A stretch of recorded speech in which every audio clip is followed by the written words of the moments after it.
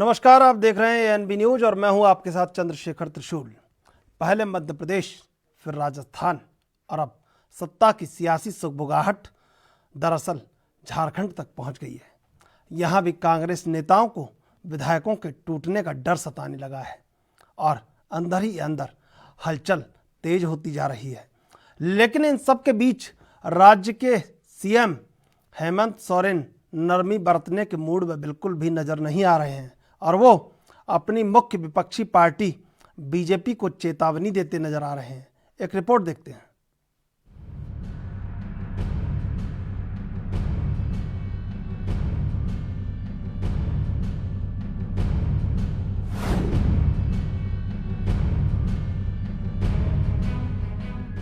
इन दिनों बीजेपी मुक्त राज्यों को ऑपरेशन कमल का डर सता रहा है। दरअसल मध्य प्रदेश में कांग्रेस की सरकार गिराकर और राजस्थान में जारी कोशिशों के बीच अब खबर है कि बीजेपी झारखंड में भी ऑपरेशन कमल शुरू कर सकती है। इन अफवाहों के बीच अब झारखंड के मुख्यमंत्री हेमंत सोरेन का बयान सामने आया है। उन्होंने राजस्थान में विधायकों की खरीद फरोख्त के मुद्दे पर ये कहा कि यहाँ तो अब तक नेता प्रतिपक्ष भी कोई नहीं बन पाया। यहाँ जो अफवाहें उड़ाई जा रही हैं, वे उल्टी भी पड़ सकती हैं। कहीं ऐसा ना हो कि हमारे विरोधी नेता प्रतिपक्ष के लिए तरस जाएं और यहाँ विपक्ष ही ना रहे। ये तो हमने उस संदर्भ में कहा जो सरकार नीतियां बना रही है, वो सिर्फ इस सरकार के लिए, पूरे देश में गैर भाजपा शासित सरकारों को अस्थिर करने की कुछ षड्यंत्र चल रहे थे, जो हम लोगों ने वीडियो कॉन्फ्रेंसिंग के माध्यम से भी बिल्कुल केंद्र सरकार के मंत्री के समक्ष फ्लैग किया है। लेकिन जहाँ तक राजस्थान की राजनीतिक विषय पर सवाल है आपका, मैं इस पे अभी तक यही कह सकता हूँ कि अभी तक विपक्ष में नेता प्रतिपक्ष भी नहीं चुन पाया है और मुझे लगता है आने वाला समय में जो अफवाहें उड़ाई जा रही हैं, ये अफवाहें उलट भी हो सकती है कि हमारे विरोधी नेता प्रतिपक्ष के लिए भी तरस जाए, ऐसे ना हालत। हालांकि इन अफवाहों के बाद सीएम हेमंत सोरेन भी चौकन्ने हो गए हैं। यही वजह है कि उन्होंने पार्टी स्तर पर मोर्चेबंदी शुरू कर दी है। हेमंत सोरेन ने इस मुद्दे पर पार्टी के करीबी और वरिष्ठ नेताओं से चर्चा की है और सतर्क रहने को कहा गया है। रामेश्वर उरांव के बयानों से बढ़ी चिंता। दरअसल झारखंड के वित्त मंत्री रामेश्वर उरांव बीते कई दिनों से आरोप लगा रहे हैं कि झारखंड की मौजूदा सरकार को अस्थिर करने के लिए बीजेपी कांग्रेस विधायकों को प्रलोभन दे रही है। कांग्रेस के कुछ विधायकों ने भी ऐसे ही आरोप लगाए हैं। विधायकों का कहना है कि एमपी, मणिपुर, कर्नाटक और राजस्थान की तरह झारखंड में भी बीजेपी सत्ता पर काबिज होने के लिए साजिश रच रही है। क्या पद बचाने की है कोशिश? वहीं रामेश्वर उरांव के बयान को लेकर राज्य के सियासी गलियारे में कई तरह की चर्चाएं हैं। कुछ लोग उरांव के आरोपों को अपना पद बचाने की कोशिश बता रहे हैं। दरअसल ऐसी चर्चा है कि कांग्रेस में एक व्यक्ति एक पद की नीति के चलते रामेश्वर उरांव को कांग्रेस अध्यक्ष पद से हटाया जा सकता है। ऐसे में हो सकता है कि इस कवायद को रोकने के लिए उरांव ने बीजेपी पर विधायकों की खरीद फरोख्त करने का शिगुफा छोड़ा है। News desk special report ANB news.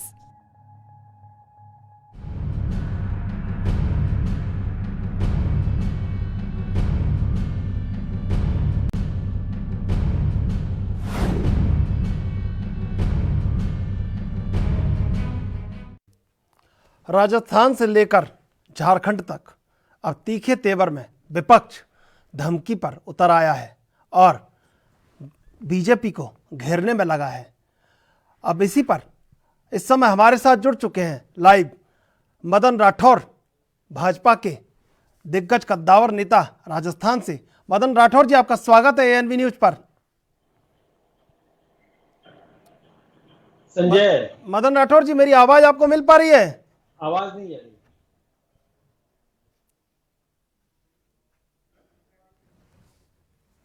Rajasthan से लेकर झारखंड तक जिस तरह खरीद फरोख्त सत्ता की जा रही है, शिबू सोरेन के पुत्र और झारखंड के युवा मुखिया हेमंत सोरेन बस इसी सुगबुगाहट से उखड़ गए और उखड़े तो धमकी दे डाली और बीजेपी से कह दिया कि सत्ता बनाने की बात तो बहुत दूर है, अगर यहाँ पे झारखंड मुक्ति मोर्चा और कांग्रेस ने मिलके थोड़ा काम और किया तो विपक्ष का नेता भी नहीं मिलेगा बीजेपी को। इतनी बड़ी धमकी। महज 14 विधायकों की आवश्यकता है, 25 विधायक बीजेपी के और 2 विधायक उनकी सहयोगी पार्टी आजसू से। अब अगर सुगबुगाहट है तो कहीं ना कहीं कोई खबर पहुंची होगी। रामेश्वर उरांव जो कि कांग्रेस के अध्यक्ष हैं, उन्होंने पूरा मामला साफ कर दिया है कि यहाँ खरीद फरोख्त की कोशिश की जा रही है। राजस्थान में जो हुआ उसके बाद अब झारखंड, तो कहीं ना कहीं कटघरे में बीजेपी को लेने की कवायद और इस बार तमाम मोर्चों पर सफल रहने वाली बीजेपी अब घिरती नजर आ रही है और जवाब अवाम को भी चाहिए और जवाब तमाम उन लोगों को जो कहीं बीजेपी को एक आदर्श का पर्याय मानते हैं। और इस समय हमारे साथ लाइव जुड़ चुके हैं मदन राठौर, बीजेपी के नेता राजस्थान से। मदन राठौर जी, आपका स्वागत है एनवी न्यूज पर। नमस्कार। नमस्कार मदन राठौर जी, ये कौन सी भाजपा है जो आरोप जिस तरह के लग रहे हैं उस तरह से लगता नहीं है अटल बिहारी वाजपेयी की भाजपा है। ये पुरानी भाजपा है, ये तो नई भाजपा है। ये कैसी भाजपा है कि झारखंड से लेके मध्य प्रदेश, मध्य प्रदेश से लेके महाराष्ट्र, महाराष्ट्र से लेके झारखंड, खुद कटघरे में खड़े हो गए आप। तो आदर्श का पर्याय माना जाता था, आप खुद कहते थे आदर्श लिखेंगे, सिद्धांतों पे चलेंगे, विचारधारा का डीएनए मिक्सचर हो गया, कांग्रेस मिल गई आके। देखिए, ऐसा नहीं है। हमारी पार्टी आदर्शवाद पर ही है और आदर्श है। पार्टी विद द डिफरेंस हमारी पार्टी है। मैं आपको एक बात बताऊं जी, ये कांग्रेस का हमेशा आरोप रहता है, कांग्रेस, किसी कांग्रेस के घर की सब्जी में नमक ज्यादा गिर गया तो वो आरोप लगेगा इसमें बीजेपी का हाथ है। यानी इनका आंतरिक असंतोष और वो इतना बढ़ गया है, उसका विस्फोट इतना भयंकर हो गया है, आंतरिक असंतोष का विस्फोट, जिससे ये मतलब संभाल नहीं पाए और बिखरा होता है। चाहे आप झारखंड लीजिए, मध्य प्रदेश लीजिए, कहीं का भी ले लीजिए, राजस्थान का भी मैं आपको बताऊं, देखिए मुख्यमंत्री और उप मुख्यमंत्री के बीच कई महीनों तक आपस में चर्चा नहीं होती, आपस में बात नहीं होती है। ये क्या बात है? एक पार्टी में रहना, मुख्यमंत्री और उप मुख्यमंत्री आपस में बात नहीं करे। खुद अशोक गहलोत ने इस बात को स्वीकार किया है, हमारी तो कई महीनों से बात नहीं होती। क्या करने की बात है? जब आप अपनी पार्टी को नहीं संभाल पाते, दूसरों पर आरोप मरते हो, आप अपना घर नहीं संभाल पाते, दूसरों पे आरोप मरते हो, फिर कह रहे हैं कि आप नहीं। आप एक बात विचार कीजिए कि यदि पड़ोसी अपने बच्चे को पीटे तो हम चुपचाप बैठे देखते हैं, मोहल्ले में कोई गुंडा किसी बच्ची को छेड़े, उसकी खिड़कियां बंद कर दें क्या? ये करना चाहिए क्या? यदि हम अपनी खिड़कियां बंद कर देंगे तो इससे बड़ी कायरता और कुछ नहीं हो सकती। लोग बहुमत दिया है, ये लोग जनता की सेवा करें। इस समय कोरोना जैसी महामारी से जनता लड़ रही है, लोग मर रहे हैं, परेशान हो रही है, होटल में बैठे बैठे क्रिकेट खेल रहे हैं, होटल में फुटबॉल खेल रहे हैं, कुकिंग सीख रहे हैं। शर्म आने की बात है, विचार करने की जरूरत है। आप कुकिंग सीखने के लिए आप जो राजनीति में आए हो, अरे आपकी सत्ता नहीं संभलती तो हम लोगों को आगे आना पड़ेगा और सत्ता को संभालना पड़ेगा, क्योंकि जनता की सेवा करना जरूरी। नहीं, आप मदन राठौर जी नमक ज्यादा नहीं डाला, आपने नमक ज्यादा नहीं डल गया, आपने, उन्होंने दाल जुटा के दाल बनाई और पतीली चढ़ाई, आपने इतनी सारी लकड़ी चूल्हे में दे दी, उसके अलावा कि पूरी दाल जला डाली आपने। नहीं, मैं एक बात बताऊं साहब, ये आरोप लगाना स्वभाव है, ये हम नहीं करते, लेकिन हम ये नहीं होने देंगे ये आराम से होटल में मौज करते रहे और आपस में लड़ते रहे, तुम पेजार करते रहे एक दूसरे की, और उसको नंगा करते रहे, आरोप प्रत्यारोप लगाते रहे, जनता की सेवा नहीं करे, ये बर्दाश्त नहीं होगा। जनता की सेवा करना जरूरी है, जनहित के लिए इनको भेजा गया है। और आपके मैं एक बात बताऊं, ये कैलाश मेघवाल आप ही के साथ के नेता हैं, आपसे सीनियर नेता हैं। कैलाश मेघवाल है ने कहा है कि चुनी हुई सरकार को गिराने की साजिश गलत है। अब जवाब आपसे मैं कौन जान गिरा लेता रहा हूं है? इसका। हम नहीं गिरा रहे हैं, हम्म कैलाश का जो गिरा रहे हैं हम्म ये अंदर की बात है। ये हम्म सारा गेम जो है ना, हम्म ये खुद मुख्यमंत्री ने किया है, हम्म और केवल उसको अपने उप मुख्यमंत्री को बदनाम करने के लिए ये हम्म करे। मैं हम्म हम इसमें कहीं जीत नहीं है, हम्म लेकिन जन सेवा करें ये ज्यादा जरूरी है। हम हम्म उनसे उम्मीद करेंगे कि ये जनता की सेवा करें, ये हम्म ज्यादा जरूरी है।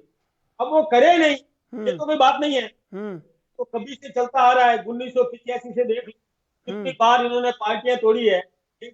अब आप देखिए, हम्म आप खुद सचिन सचिन पायलट के पिताजी क्या थे, हम्म उनको किया। हम्म आज ये माधवराव सिंधिया के साथ में किया, हम्म अभी वो शरद पवार के साथ में इन्होंने किया। हम्म कितने लोग इससे बिखरे, मुरारजी देसाई से लेकर के क्या सोचा, देख लो यानी कितने लोग, हम्म यानी कांग्रेस एस, हम्म कांग्रेस आई, कांग्रेस टू, हम्म पता नहीं कितने लोग ये कांग्रेस बिखर गई मदन राठौर आपस में जी, अपने मदन राठौर करने जी, के लिए। मदन राठौर जी, जो उन्होंने किया वो तो आपने देख लिया। लेकिन जब आपकी दूसरी बीजेपी, नई बीजेपी सत्ता में आई तो आपने भी तो मार्गदर्शक मंडल बना दिया। तमाम उन जिम्मेदार लोगों को जिनने अपनी पूरी उम्र खपा दी, उनको आपने घर बैठा दिया। तो आपसे भी किसी ने कुछ कहा? एक बात मैं आपको बताऊं, हम्म हमारे यहाँ सबका समान है, हम्म सबको महत्व दिया जा रहा है। हम्म मार्गदर्शक भी होते हैं, पार्टी को गाइडलाइन देने वाले भी होते हैं। हम्म तब हर व्यक्ति ये निर्णय करता है, हम्म अब मुझे देख रेख करके बच्चे जब बड़े हो जाते हैं हम्म तो अपना परिवार का मुखिया भी अपने आप को आराम देना चाहता है। तब नई पीढ़ी को अवसर दो, नई हम्म पीढ़ी नए तरीके से और पता है कि देश को आगे बढ़ाएगी, बिल्कुल विकास करेगी, देना बिल्कुल। मैं चाहिए। मदन राठौर जी रोकना चाहूंगा आपको। तमाम जो चीज़ें हैं, कहीं ऐसा लगता है कि बीजेपी जो आरोप लगाती है, अब जिस तरह कहीं झारखंड के मुखिया मुख्यमंत्री हेमंत सोरेन ने भी आरोप लगाया है, बिल्कुल लड़ाई आमने सामने कहीं नजर आ रही है कि सत्ताओं को गिराने का खेल पूरी तरीके से अब प्रभावशाली हो चुका है। और अब जनादेश शायद दूसरे दर्जे पर आ चुका है। जनादेश की स्थिति उतनी अच्छी नहीं है। जनादेश तो महज एक औपचारिक प्रक्रिया हो गई है कि चुनाव होना है, वोट मिलना है, नेता जीत के विधानसभा तक जाना है, लेकिन किसका हो जाना है ये दल तय करेंगे। और अगर यही दल तय करेंगे तो फिर आम जनता का, आम आवाम का वजूद क्या बचता है? ये बहुत सारी चीज़ें हैं जो कहीं अब कटघरे में धीरे धीरे करके खड़ी करती जा रही हैं तमाम राजनीतिक दलों को। और तमाम राजनीतिक दलों से कहीं आवाम भी ये जवाब पूछती है, कहीं उनको भी ये लगता है कि किस तरह का मजाक लोकतंत्र से हो रहा है कि जब सरकार आप ही को चलानी है, अपनी मर्जी से ही चलानी है, तो फिर जनादेश का मतलब क्या रह जाता है? वोट का मतलब क्या रह जाता है? जनता के अधिकार का मतलब क्या हो जाता है? फिर क्यों कहा जा रहा है कि जनता का, जनता के द्वारा, जनता के लिए, सब क्यों कहा जा रहा है? फिर तो लोकतंत्र जो चाहेगा, जैसे चाहेगा, जिसके पास बाहुबल होगा, जिसके पास धनबल होगा, वो अपनी सरकार, अपनी सियासत बना लेगा। लेकिन अब झारखंड के मुखिया हेमंत सोरेन ने जो चेतावनी बीजेपी को दी है, उसके बाद राजस्थान से लेकर, राजस्थान में जिस तरह किरकिरी हो रही है कहीं, और उसके बाद अब झारखंड में चुनौती फेंक दी है मैदान में मुखिया हेमंत सोरेन ने, तो लगता है कि कहीं ना कहीं अब बीजेपी घिरती जा रही है चारों तरफ से। और अब जवाब देना पड़ेगा।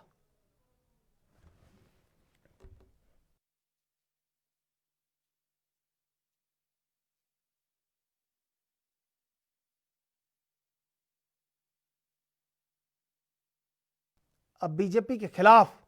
और इस बार राजस्थान की सियासी लड़ाई में अशोक गहलोत ने पूरी तरीके से चारों खाने चित्त कर दिया है। पायलट कुछ कह नहीं पा रहे हैं और बीजेपी कुछ बोल नहीं पा रही है। कहना सुनना सब धरा रह गया है। अब तो दामन बचाएं, और बचाएं तो बचाएं कैसे? दामन पर भी इतने सारे छींटे अशोक गहलोत ने लगा दिए हैं कि पायलट से लेकर गजेंद्र सिंह शेखावत तक सब के सब परेशान हैं और इसका हल निकालने की जुगत में हैं कि कैसे इसका हल निकाला जाए। रोज प्रेस वार्ताओं में बीजेपी सफाई पेश कर रही है। हमला करने वाली पार्टी अगर सफाई पेश करे तो यही एक सबसे बड़ा पहलू है कि आखिर कहाँ किसने कैसे घेरा है कि जो हमला करते थे वो अब सुरक्षात्मक और बचाव की कोशिश में लगे हैं।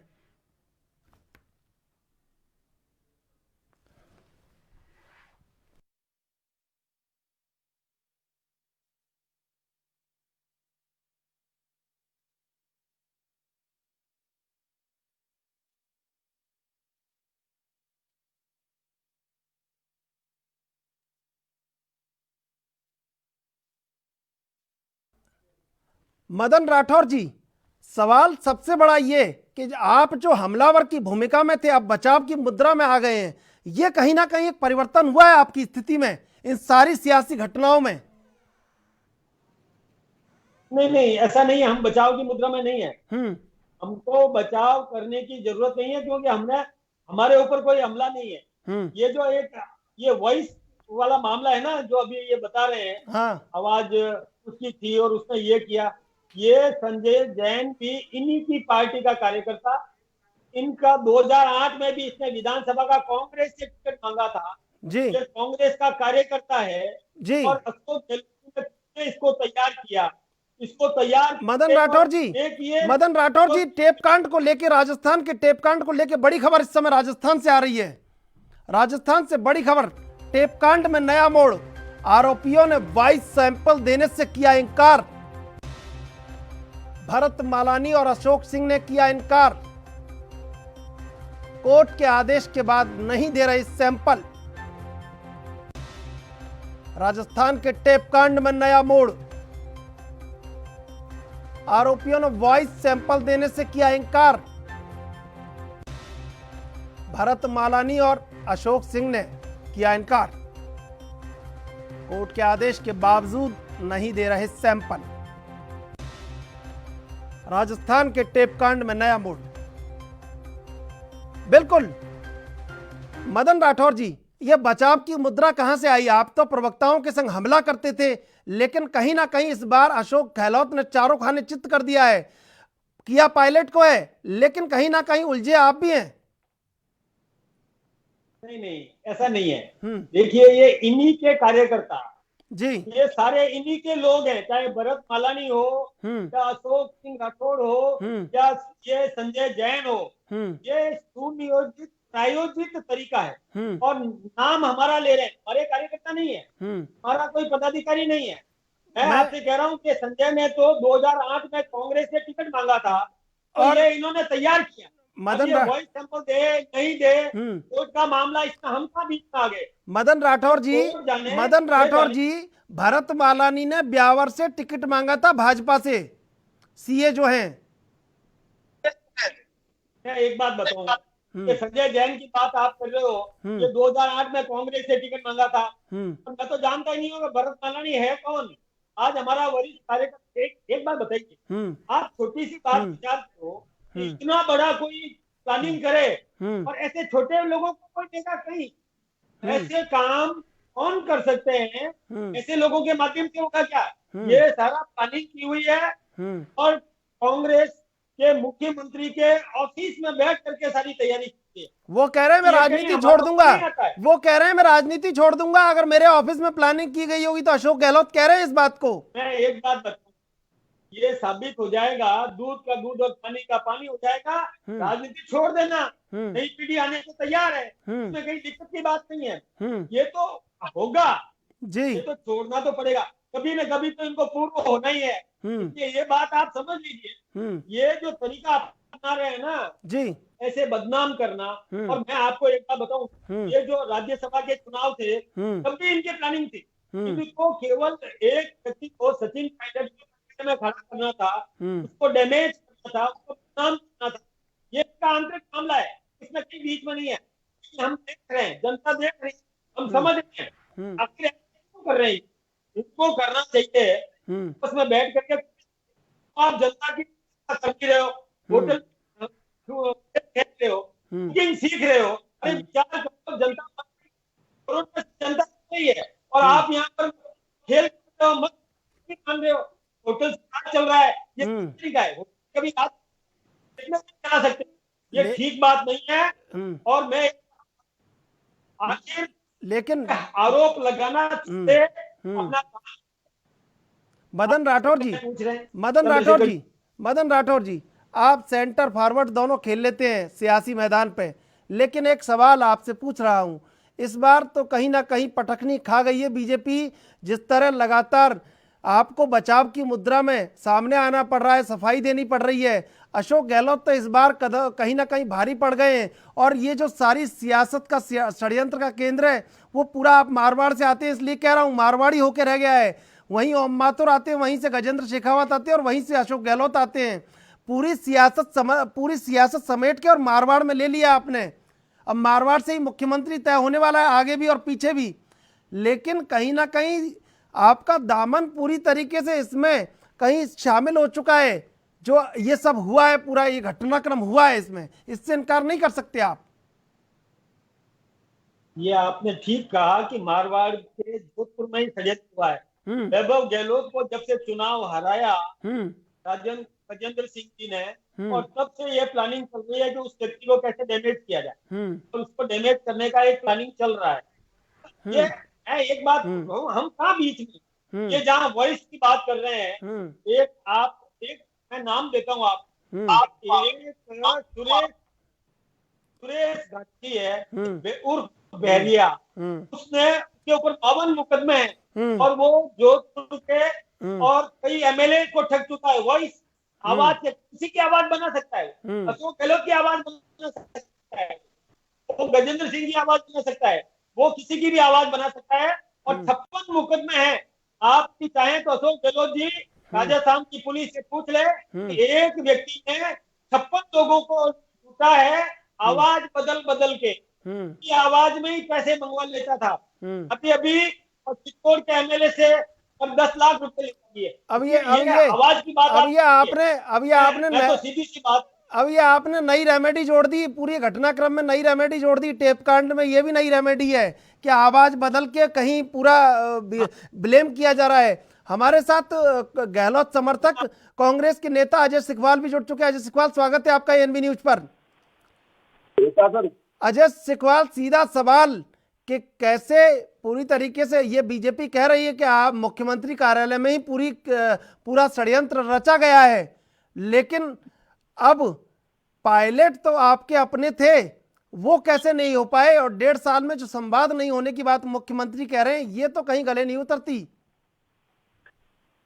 ऐसा है कि ये जिनका जो दोष दिया जा रहा है कांग्रेस को अशोक गहलोत जी द्वारा, अशोक गहलोत जी इतने लोकप्रिय नेता है और इस तरह की घटनाएं अशोक गहलोत जी, एक तरह हंसी की बात है कि इस तरह का ये आरोप लगा रहे हैं। और ये जो इनकी जो जितनी भी वार्तालाप है ये गंजाई है, सबको पता है। कांग्रेस की लोकप्रियता से घबरा कर इस तरह का कदम उठाया जा रहा है। कांग्रेस पहले भी मजबूत थी, आज भी मजबूत है कांग्रेस, लेकिन मजबूत तो है अजय सिकवाल, मजबूत तो है, लेकिन मजबूत तो है, लेकिन घर में पूरी तरह टूट फूट मची हुई है। मदन राठौर जी, आपसे सीधा सीधा सवाल कि राजस्थान की सियासत में जो हुआ है, आपको लगता है, खुद आपकी पूर्व मुख्यमंत्री वसुंधरा राजे ने कहा है कि लोगों का हित सर्वोपरि है, लेकिन लोगों का हित कहां सर्वोपरि है? यहां तो सियासी सरफुटबॉल चल रही है दोनों पार्टियों में। वसुंधरा जी ने सही कहा कि लोगों का हित जरूरी है, जी। और चिंता करनी चाहिए जनता की। इस समय जनता की चिंता तो करो नहीं, और होटल में बैठ करके खेल खेलो और कुकिंग सीखो। ये कुकिंग करना ये कोई शोभा देता है क्या? आप जनता की सेवा करो ना, वो तो कर नहीं रहे। इसलिए वसुंधरा जी ने सही कहा। मैं एक बात बताऊं, जी ने और अन्न योजना चालू करी जिसे गरीब व्यक्ति को भोजन मिल सके, योजना को इतना बंद कर दिया। क्यों किया ये समझ नहीं है। ऐसे काम करने वाले हमाशा योजना जी ने लागू की, वो योजना भी बंद कर दी। ये जनहित के काम तो जनता The का person काम you कर are नहीं रहे। speaking और with has Vasundhara ji put your call on hold. के Please मुकाबला stay on the करने line. आप वाली जिस भाभी, व्यक्ति से वो बात कर मुख्यमंत्री थी, बहुत काम किए। ये कुछ भी नहीं, तो आपस में लड़ रहे हैं।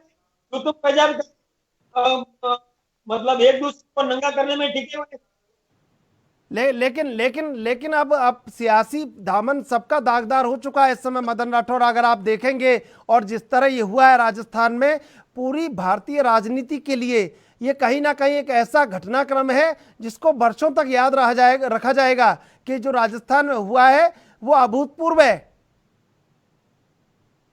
मैं एक बात आपसे पूछूं, विधानसभा के अध्यक्ष बहुत मचे हुए अनुभवी नेता हैं, और उन्होंने कैसे पार्टी की मीटिंग में कोई व्यक्ति नहीं गया और उसका विधानसभा का अध्यक्ष फैसला करे? ये क्या संभव है क्या? अरे विधानसभा की कार्यवाही से संबंधित चीफ व्हिप होता है। मैं भी डिप्टी चीफ व्हिप रहा हूँ, मुझे मालूम है कि हमारा काम है विधानसभा की कार्यप्रणाली व्यवस्था नियम से चले और उसके हिसाब से काम हो। व्हिप है, वोट देना है, तब व्हिप जारी होती है। कोई पार्टी का विधानसभा जब चल रही है तब पार्टी का काम व्यवस्थित रूप से हो जाए, उसके चीफ और डिप्टी चीफ होता है। इन्होंने पार्टी की मीटिंग में कोई एमएलए नहीं आया और विधानसभा का अध्यक्ष उसका फैसला कर रहा है, उसको नोटिस दे रहा है। हालांकि ये न्यायालय में विचाराधीन है, मैं इस विषय पर ज्यादा कुछ भी नहीं कहूंगा, लेकिन ये सब एक योजित सोची समझी साजिश है और उसके तहत ये सब कार्रवाई की जाए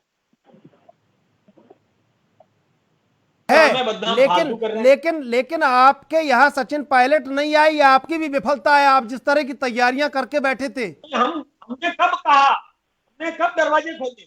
वो तो अब आप एक बात बताइए, जिस दिन ये घटना हुई उस दिन इनके और ये जो वहां हरियाणा के जो नेता थे, राष्ट्रीय महासचिव, तो उन्होंने क्या कह दिया कि सचिन पायलट के लिए कांग्रेस के दरवाजे खुले हैं। क्या कांग्रेस से निकाल दिया क्या उसको? अरे वो प्रदेश अध्यक्ष को आप कह रहे हो कि आपके लिए दरवाजे खुले हैं, ये बात शोभा देती है। तो घर का मालिक है, बिल्कुल, तो अध्यक्ष है प्रदेश का, उसको आप कह रहे हो कि कांग्रेस के दरवाजे खुले हैं, तो आपने उसको निकाल दिया क्या पहले? बिल्कुल, बातें कर दो। बिल्कुल, हमको कोई लेना देना नहीं है जी। हमने कभी आमंत्रित नहीं किया, कभी नहीं कहा कि सचिन पायलट बीजेपी का है। हमारे यहाँ पर नेताओं की नहीं है, सत्ताधार है, कोई ऐसी बात नहीं है। बिल्कुल, और कोई आए नीतियां समझ कर आए, उसका स्वागत है। बिल्कुल। मदन राठौर, आपका एएनबी न्यूज से जुड़ने के लिए बहुत बहुत धन्यवाद। आप आज जुड़े इसके लिए धन्यवाद। हमारे साथ इस समय रांची से संवाददाता जुड़ चुके हैं विनोद कुमार। विनोद, आपको मेरी आवाज मिल पा रही है? जी विनोद, ये जो रामेश्वर उरांव ने कहा है और जिस तरह हेमंत सोरेन ने धमकी दी है बीजेपी को, अब राजस्थान के बाद सीधा झारखंड पे निशाना साधा जा रहा है और कहीं ना कहीं वहां सरकार को लेकर जो अब अंदर आंतरिक घटनाक्रम है वो बाहर आने लगा है धीरे धीरे। क्या है पूरा मामला? देखिए, लगातार मध्य प्रदेश और राजस्थान के घटनाक्रम के बाद लगातार कांग्रेस, झारखंड सत्ताधारी दल कांग्रेस के वित्त मंत्री रामेश्वर उरांव और प्रदेश अध्यक्ष भी हैं वे लगातार बीजेपी पर आरोप लगा रहे हैं कि बीजेपी यहाँ ऑपरेशन लोटस चलाकर सरकार को अस्थिर करने में लगी हुई है, जिस पर भारतीय जनता पार्टी की तीखी प्रतिक्रिया आई है। उन्होंने इसे सिरे से खारिज किया है। उनका कहना है, लेकिन मुख्यमंत्री ने जिस तरह की धमकी दी है और बीजेपी को कटघरे में खड़ा कर दिया है, तो कहीं ना कहीं एक अब मामला तो ये सामने निकल के आ गया है कि जो राजस्थान में हुआ वो कहीं झारखंड में भी होने जा रहा है। अब जी बराबर मुख्यमंत्री का भी ऐसा कहना है, लेकिन जो घटनाक्रम है झारखंड की, ऐसा कहीं से प्रतीत नहीं होता है।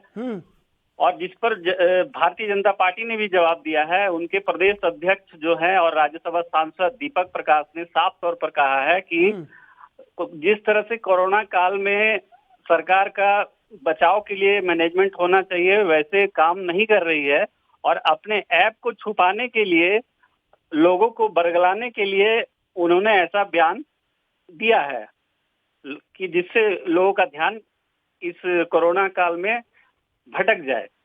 जी बिल्कुल विनोद, इस समय हमारे साथ बीजेपी के प्रवक्ता प्रतुल देव जुड़े हुए हैं। प्रतुल देव, स्वागत है आपका एएनबी न्यूज पर। नमस्कार जी। प्रतुल जी, जिस तरह धमकी दिया है हेमंत सोरेन ने, क्या कहना चाहेंगे?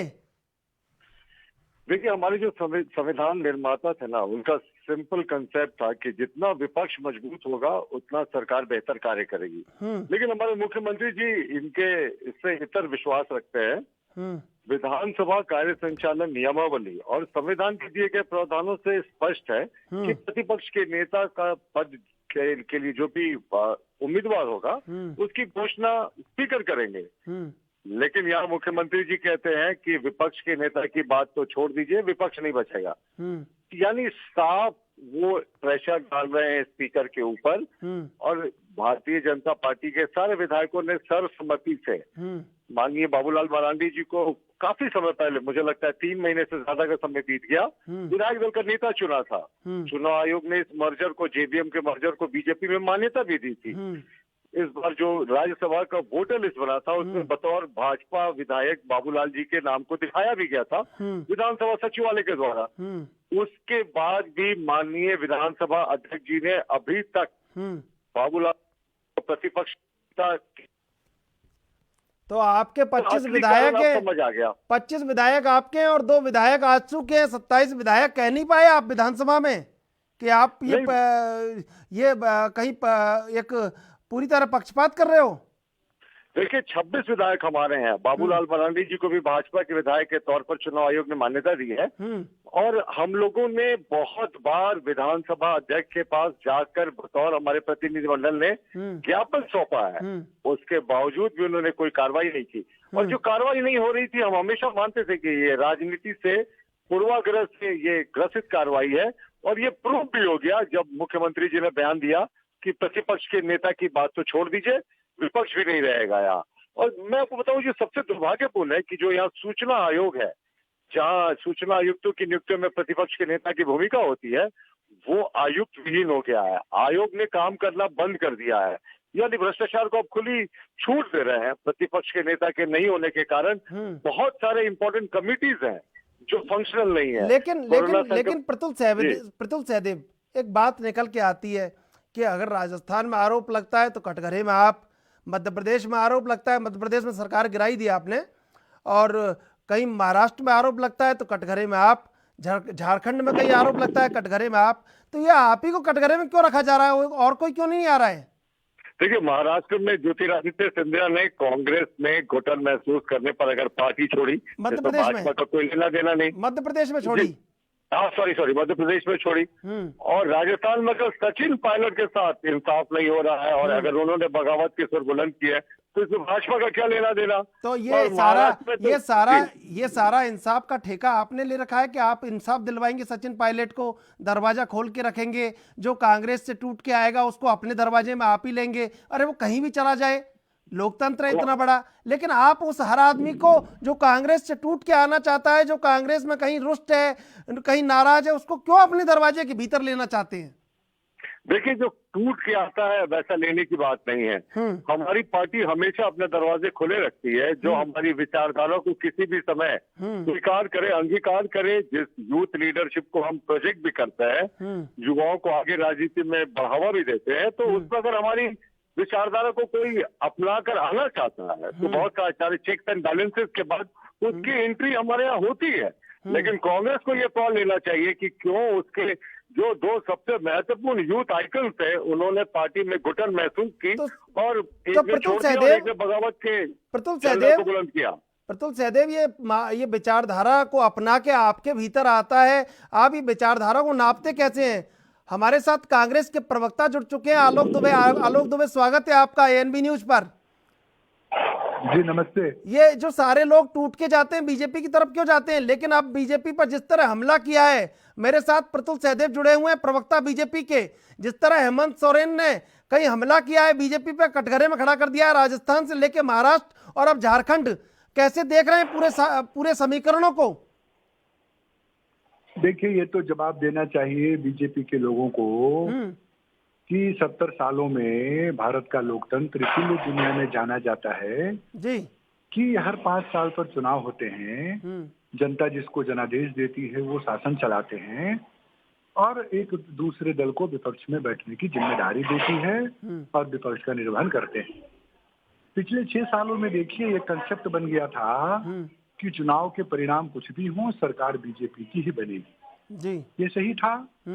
महाराष्ट्र में जब उनकी दाल नहीं गली तब उन्होंने कर्नाटक में किस तरह से सरकार बनाया ये लोगों ने देखा, बिहार में उन्होंने कैसे चलाया, झारखंड इसके उदाहरण रहे, मणिपुर, गोवा में 2:30 बजे रात में राजभवन का दरवाजा खोल करके इन्होंने शपथ ग्रहण समारोह आयोजित किया।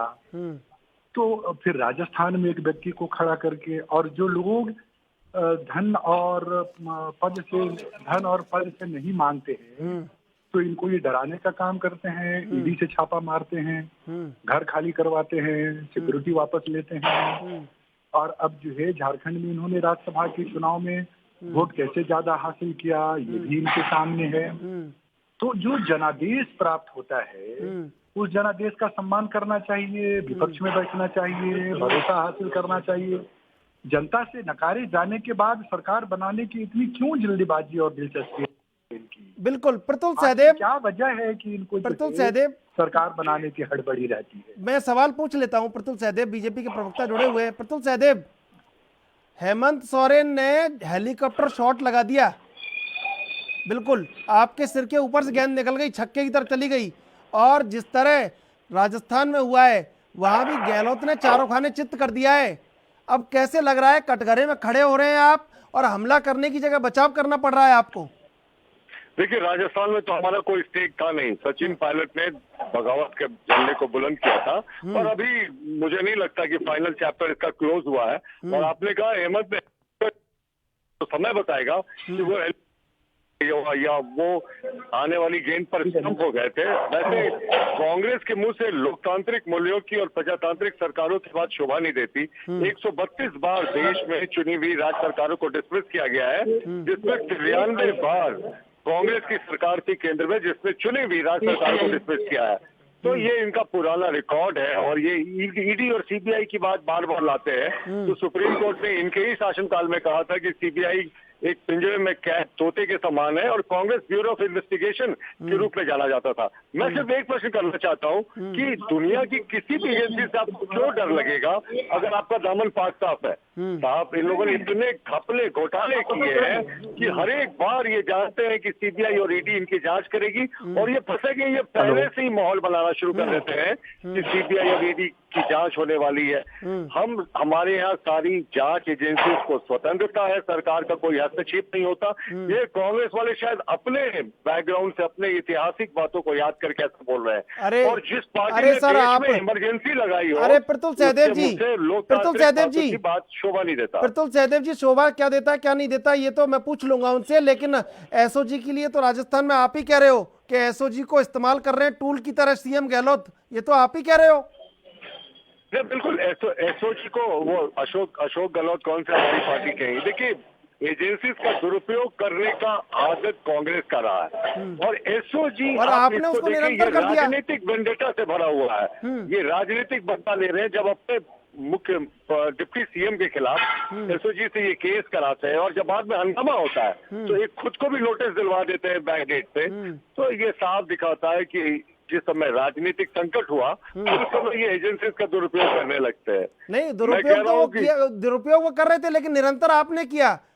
आलोक दुबे जी, प्रवक्ता बीजेपी के कह रहे हैं कि आपने दुरुपयोग करना शुरू किया प्रारंभ से, हालांकि निरंतर उनने भी रखा है लेकिन दुरुपयोग आपने शुरू किया था ये जांच एजेंसियों का। अच्छा, जो हमने किया उसकी सजा मुझे जनता ने दी है। उसका हमने ये करने का हमने उसे चालू रखा और मैं जो करूंगा वही करने के लिए वो आए हैं क्या? वो तो नैतिकता की राजनीति करने आए थे, न खाऊंगा न खाने दूंगा, हम तो आज भी नैतिकता की झोला राजनीति लेके चल करते दूंगा। हैं, लेकिन हम तो उस झारखंड दल में के तो लोग प्रतुल जी, नहीं है। प्रतुल जी सुन उन्होंने लीजिए, किया। प्रतुल जी जवाब को सुन लीजिए। मैंने आलोक दुबे जी को भी उस समय वो बोले नहीं, वो का सुन लीजिए। चूहा बांध खा के चला गया, 900 करोड़ रुपए का मेगा इवेंट का हाथी लेके भाग गया। तो ये क्या हो रही थी झारखंड में? बिल गेट्स फाउंडेशन ने और राजीव जो गांधी हमको फाउंडेशन को हम जो 60 करे लाख रुपए थे, दिए थे लाइब्रेरी वो के करने लिए, के लिए प्रतुल तुमको तो 1 लाख जनादेश 20 मिला लाइब्रेरी को था। मिले, बाकी 59 लाख रुपए कहाँ चला गया? प्रतुल सहदेव, राजीव गांधी पूर्व प्रधानमंत्री ने कहा था 1 रुपया चलता है 15 पैसे पहुंचता है विकास के लिए। प्रतुल इस बार सहदेव, तो इन्होंने 4 पैसा भी नहीं पहुंचने प्रतुल दिया नीचे सहदेव, लाइब्रेरी के लिए। आपने जब अपनी बात रखी तो आलोक दुबे ने कुछ नहीं बोला। आलोक दुबे कुछ सवाल का जवाब दे रहे हैं। अगर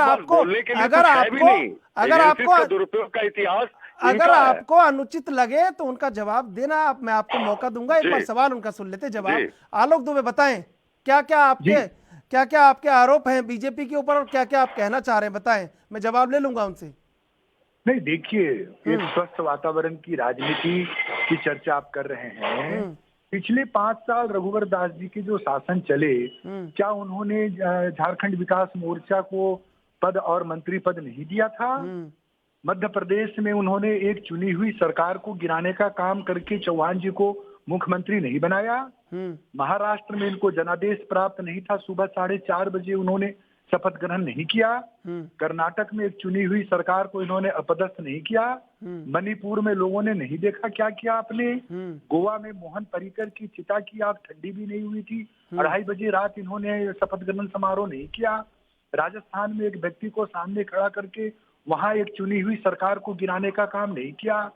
झारखंड के संदर्भ में आप याद करिए, आप चंद्रशेखर जी, आपको याद होगा जिस समय विधानसभा के सत्र चल रहे थे लॉकडाउन होने के पहले, ये लोगों में आम चर्चा थी कि झारखंड इनकी निशाने पर है मध्य प्रदेश के पहले। अब आलोक दुबे मैं सवाल कर लूं 8 सवाल आपने कर दिए। संक्रमण फैलने का अवसर नहीं दिया। 9 सवाल हो गए, 9 सवाल। संक्रमण फैल आलोक दुबे रुकिए, ट्रंप नहीं किया इस देश में। अगर आप रोकेंगे नहीं तो इतने सारे सवालों के जवाब कैसे देंगे? प्रतुल सहदेव, 9 सवाल आलोक दुबे ने किया और एक सवाल मेरा भी है कि जब आप इतनी लोकप्रिय सरकार आपकी थी तो रघुवर महतो निर्दलीय उम्मीदवार से हार गए अपनी सीट पर। अब जवाब दे दीजिए जो आरोप आलोक दुबे ने लगाया। रघुवर दास, देखिए, चुनाव में जीत हार लगा रहता है, किसी एक हार से आप किसी को जज नहीं कर सकते। इंदिरा गांधी भी चुनाव हारी थी, हमारे श्रद्धेय अटल बिहारी वाजपेयी भी चुनाव हारे थे। तो राजनीतिक जीवन में ये सारी चीजें लगी रहती है। बिल्कुल, अब आप जवाब दीजिए आलोक दुबे के जो सवाल है। मैं भी एक चीज जानना चाहता हूँ आलोक दुबे जी से कि इन्होंने कहा कि हमने यहाँ सरकारें अस्थिर की। भाई, कर्नाटक में 3 नंबर की जो पार्टी थी उसको 2 नंबर की पार्टी ने समर्थन देकर सरकार बना दिया, और सबसे ज्यादा विधायक रहने के बाद भी हम बाहर थे, उस समय ये चुप थे। महाराष्ट्र में 3 नंबर की जो पार्टी थी जो हमारे साथ अलायंस में लड़ी थी, उसको दूसरे नंबर की पार्टी कांग्रेस से बाहर से समर्थन देकर तो सरकार में शामिल होकर, माफ कीजिएगा, सरकार बना लिया। तो उस समय नैतिकता कहाँ चली गई? तो ये नैतिकता का जो पैमाना है इनका, ये समय और सिचुएशन और परिस्थितियों के हिसाब से बदलता है। मुझे लगता है कि इसमें एक रूपता रचने की आवश्यकता है। और कोरोना संक्रमण काल से जिस तरीके से पूरे देश अभी लड़ रहा है, और इन्होंने कहा कि सरकार बनाने की हमारी कवायद है, इनके सबसे बड़े, मुझे लगता है राहुल गांधी के बाद दूसरे या तीसरे नंबर पर सचिन पायलट जी थे।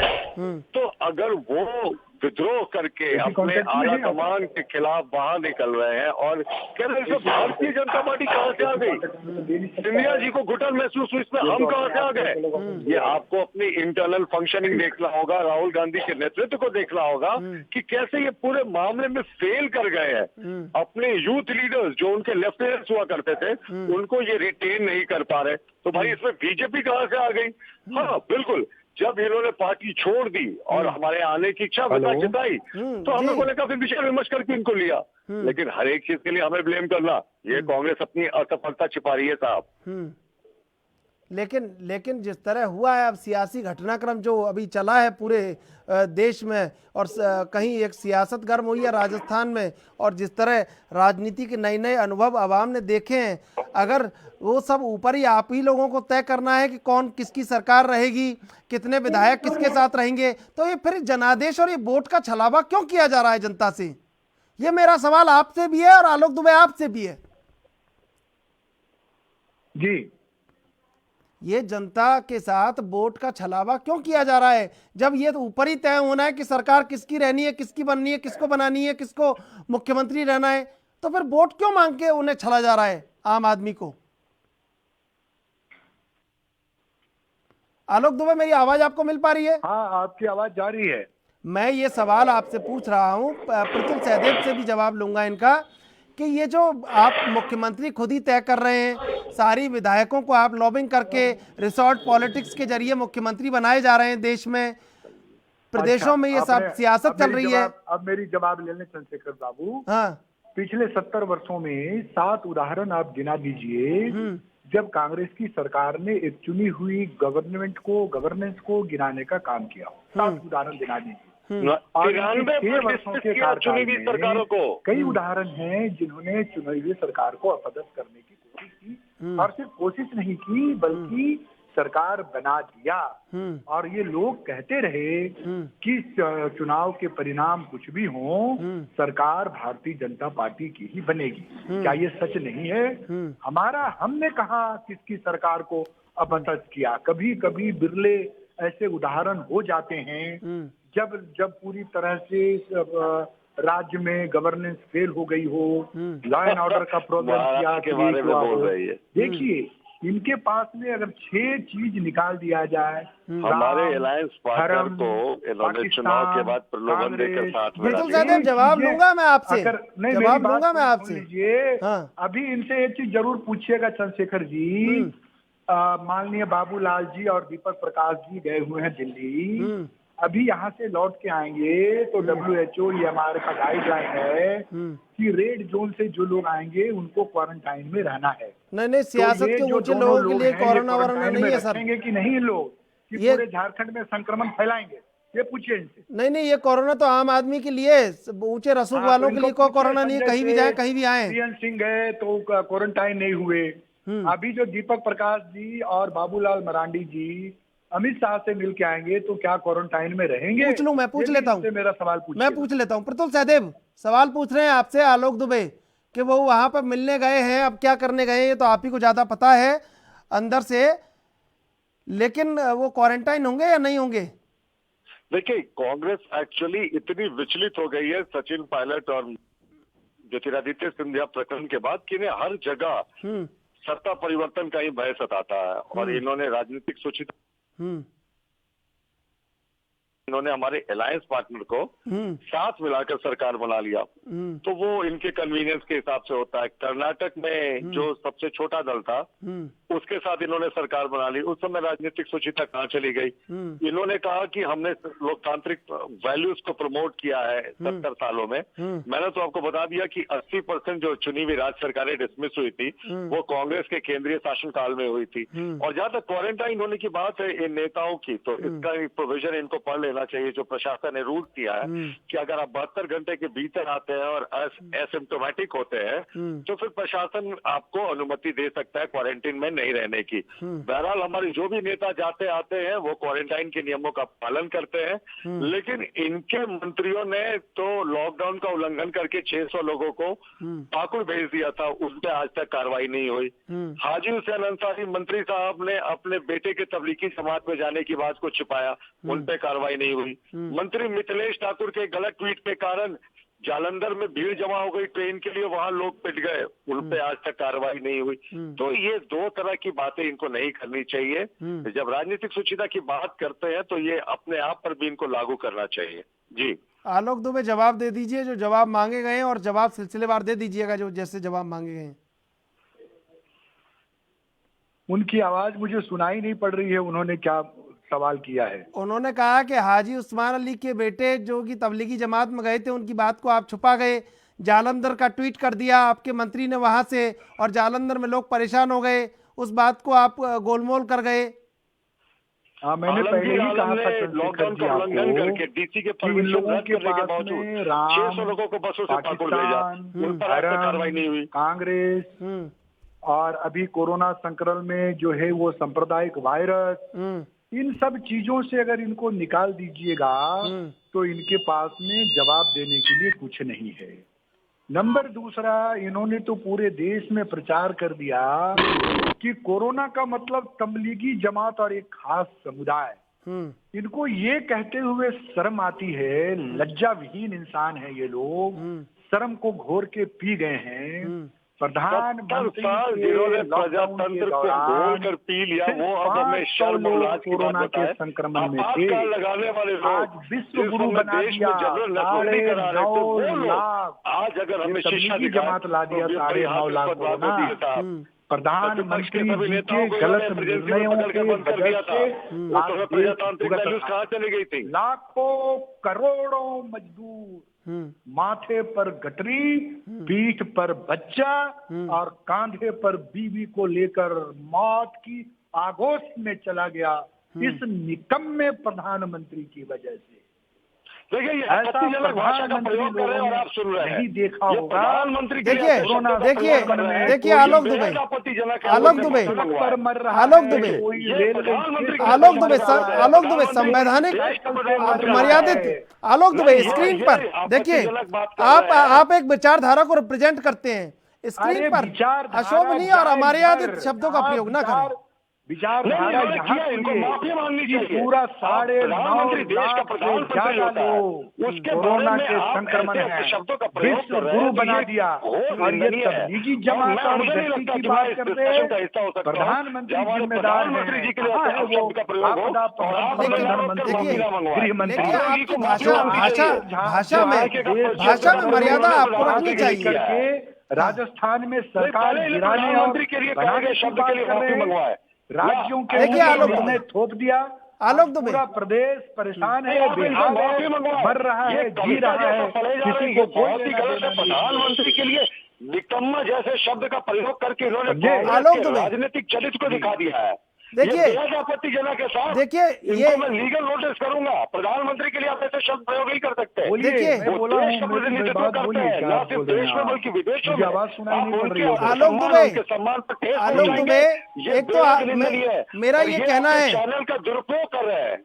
मेरा ये कहना है कि इस तरह स्क्रीन पर आपको बहुत सारे दर्शक देख रहे हैं, इस तरह अमर्यादित असंसदीय भाषा का प्रयोग नहीं करना चाहिए। नहीं, मैं बिल्कुल असंसदीय भाषा नहीं हूँ, मैं इन्हीं लोगों से सब कुछ सीख रहा हूँ। मैंने कोई असंसदीय भाषा का जवाब बताइए कि पूरे देश में प्रधानमंत्री जी ने कोरोना संक्रमण फैलाया कि नहीं फैलाया? मिलेगी बिल्कुल बिल्कुल।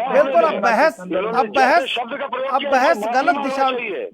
बहस गलत दिशा में जा रही है और जो सवाल हैं हमारे वो कहीं अवाम के लिए अब भी छूटे हुए प्रश्नवाचक की तरह हैं। बहरहाल आप एएनबी न्यूज से जुड़े, आप दोनों का धन्यवाद। सत्ता खुद तय कर रही है कि उसे कहाँ रहना है, कौन मुख्यमंत्री रहना है। अब ये फिर जनादेश एक छलावा हो जाता है कि जनादेश का मतलब क्या है, लेकिन ये बहुत सारे सवाल हैं जिनका आने वाले समय में जवाब मिलना है। आप देखते रहिए एएनबी न्यूज।